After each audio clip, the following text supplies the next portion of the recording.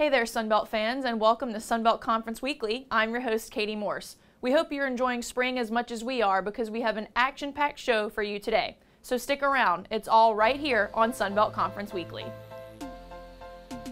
Ragin' Cajun softball has climbed to the number 3 spot in the NCAA RPI rankings after sweeping Texas State this weekend. Let's catch up with the Ragin' Cajuns and the rest of the Fun Belt in this week's softball roundup. Sunbelt softball was back in action over the weekend as UL Lafayette climbed to the number 3 spot in NCAA rankings. The Ragin' Cajuns swept Texas State over the weekend, keeping them at the top of league standings, as well as extending their win streak at Lamson Park to 14 games.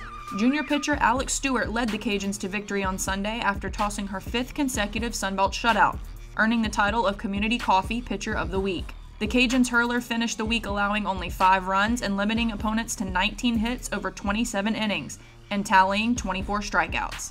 At the plate for the Cajuns, Lexi Elkins continues to put up some huge numbers. The senior sits at the top of the NCAA in 4 statistical categories. She is number 1 in batting average, home runs per game, slugging percentage, and on-base percentage. The Cajuns continue conference play this weekend as they travel to Atlanta to take on Georgia State. South Alabama sits in 2nd place in Sunbelt standings. They defeated Georgia State 5-0 on Sunday, completing their 3rd consecutive conference sweep. Here, one pitch, skied into deep center field. Minahan gives chase, left center, makes the catch on the run. What a great play out there by Minahan. The entire weekend it was great team wins all the way through. I think we got contributions from everybody.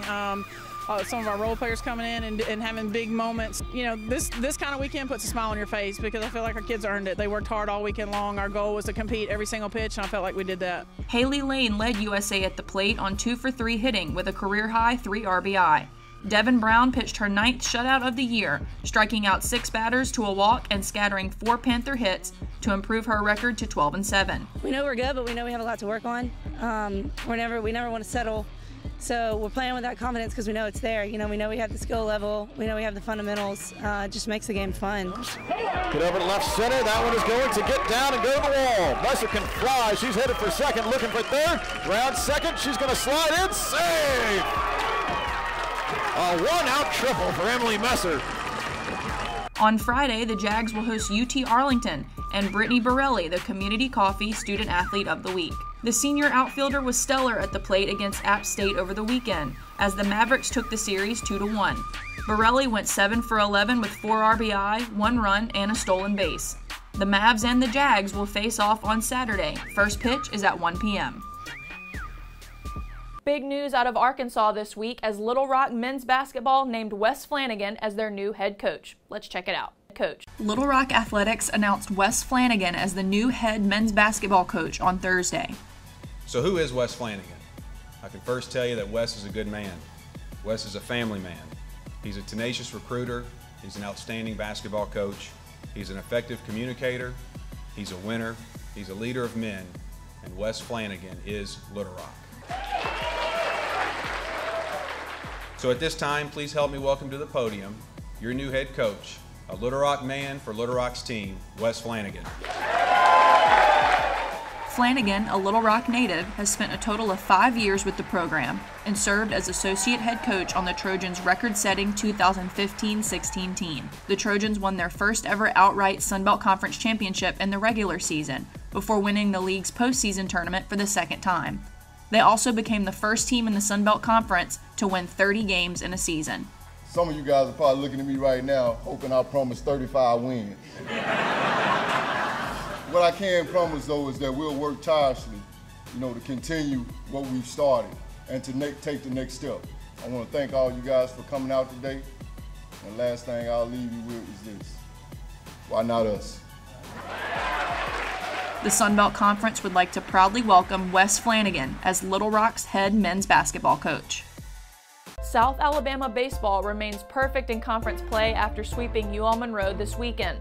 Let's catch the momentum from Mobile. And the pitch, and he's hit one deep, launched it to left. Barnes got the screws on it. It's headed to the scoreboard. The offense is just rolling right now. Over 70% of our runs this weekend were with 2 outs. That's incredible. So again, we look to carry that momentum over into next week. Today, Drew LeBounty, when the game was tight, he had 2 big RBIs, and then Perkins with the big RBI to open it up to 4 runs, and then Jared Barnes coming up with a 3-run home run, which kind of gave us some separation.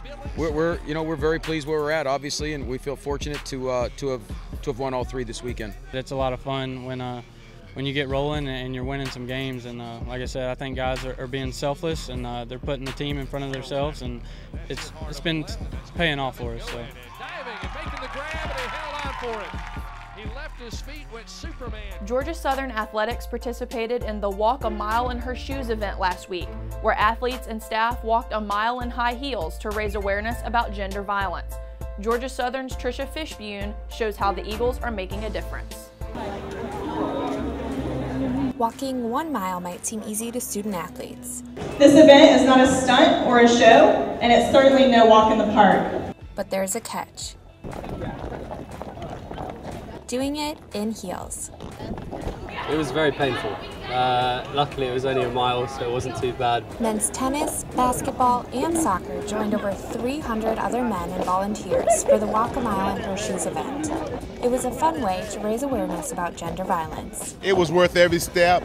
One of the reasons is because we have female student athletes, and they experience the same thing that all female students experience on campus, and I think it brings awareness not only from our side, but also when you get athletics involved, you get tall basketball players walking, and it brings people just start looking and start asking questions. What are they doing? And the time spent wobbling in heels was also spent reflecting on the cause. I mean, it definitely makes you think about it more, doing stuff like this. We are so busy, so it's sometimes quite hard to think about everything else going on. Although the student athletes and Associate AD Tracy Ham enjoyed different parts, taking the shoes off.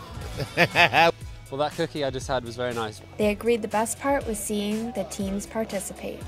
No, just to see the basketball players, the soccer players, all the different sporting, to see them walking in shoes, it's a real feat to be able to walk in those shoes. Just seeing everyone have fun and raise awareness, it's great to see the whole community come together, and it's great to see how much support everyone showed for this cause.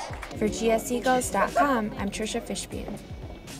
Last week we caught up with several Sunbelt football teams as they hit the field for spring practice, and we're back on the gridiron this week catching up with the rest of the Fun Belt. Let's take a look. Light years ahead. Light years ahead. We've got a team, I really believe, and I'll look in every camera and tell you this, I believe we've got the talent and the scheme to compete for a Sunbelt championship. So we've got not just numbers, but athletes that have the size, the length, that have grown up and have an understanding of what we're asking them to do. I didn't have to spend hardly any time at all today talking to them about the way we practice. They figured that one out. Now it's just getting good at what you do, mastering your craft, and being good at your fundamentals, techniques, and executing your scheme. Opportunity for some new guys to step up. Competition at quarterback is every day. So we don't have a Friday night again. People in the conference will be glad to know that they're not going to have to tackle Friday night, but we're not in a hurry. We want to make sure that we get the right guy. May take all the way until fall camp to get that done before we go into our first game with Toledo. So we just it's one day at a time. What we're trying to do is go back, and we're actually repeating week 1 to week 2 install. So nothing new, but going back and putting 2 weeks into 1 week is what we're basically doing. So hopefully we can get our assignments back down and be in shape to have a good scrimmage Saturday morning. Go! Man, what a beautiful day. We missed 2 days back to back, Thursday and Friday, because of the rain. And I thought our guys came out today and practiced with a lot of energy, and we're improving, just the little things. I thought today, offensive line-wise, had a much better day than what we've had the first 2 days we were in pads. So we're young, we got good energy, we just got to learn and keep getting better. The defense are flying around, they got a lot of athletes on there, on that side of the ball, and they're making plays. And that's good to see both offense and defense making plays at this time. They care about what's going on around here. I think there's much improvement from the first day of spring till now. One of the goals we had was to run the football better on offense. I think we did that. Defense was hampered by it. We're just lining up on one defense the whole day, so they were hampered, couldn't blitz and do some of the things that they're normally going to want to do. But it was a day for the players and a day for the fans. Everybody having fun, coming out and doing their job, and just having a good time and enjoying the fans. And you know, you come out and people, you got a little competition and stuff like that, but overall it's just having fun. We've got some young guys in the secondary that are really, I think, going to be good players and are really trying hard to show leadership from a vocal standpoint. The communication, I thought, was a lot better today.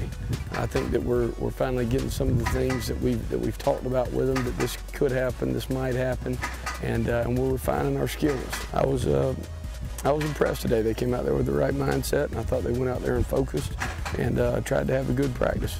Overall, like I just told the team, I think we had a chance to be real good. We just got to keep improving. The little specifics, I got to watch tape. But just standing out here overall, I thought it was a good day for our first day in full pads, and I thought it was pretty good. We just got to really make big strides again next week. The bottom line is that we wanted to get guys to compete today. That's from circle drill to the individual competition drills, all that stuff. We just want to see guys compete. It's hard to play this game unless you're a competitor. If you're not a competitor, man, it's hard to play at every position, punter, kicker, whatever it is. And you find out a lot about guys when you put them in those situations where they've got to compete one-on-one against somebody else. And that'll wrap up this edition for Sunbelt Conference Weekly. We've got plenty of spring championships coming up, so for more information, you can visit sunbeltsports.org. And also join the conversation on social media by following the Sunbelt on Instagram, Facebook, and Twitter. For all of us here at the Sunbelt Conference, I'm Kati Morse, and as always, thanks for watching.